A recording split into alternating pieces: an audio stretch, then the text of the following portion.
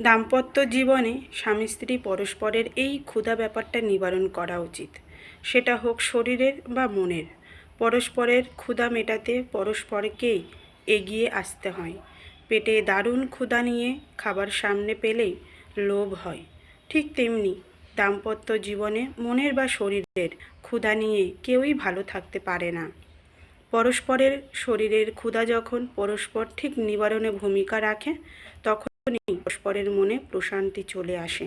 আর যখন মনের ক্ষুধা বেড়ে যায়, তখন একজনের ডাকে অপরজনকে সাড়া দিতে হয়।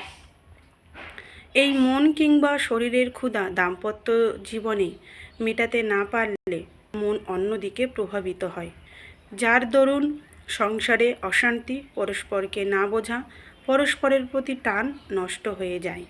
শরীরের ক্ষুধা বা মনের, সে যাই হোক, স্বামী স্ত্রী পরস্পর যদি পরস্পরের চাহিদা না বোঝে, তবে সেই দাম্পত্য জীবন সুখের চাইতে সারাক্ষণ অশান্তি আর মানসিক যন্ত্রণায় বেশি হয়।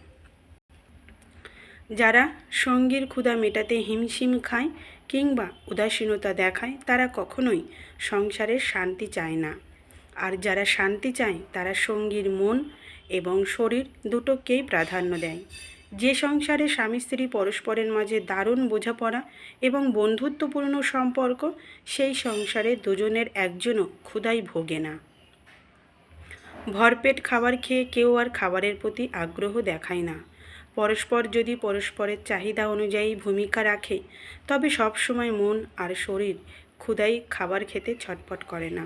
সংসারের শান্তি এবং সুখ চাইলে আগে সঙ্গীর ক্ষুধা মেটানো দরকার, পেটে কিংবা শরীরে।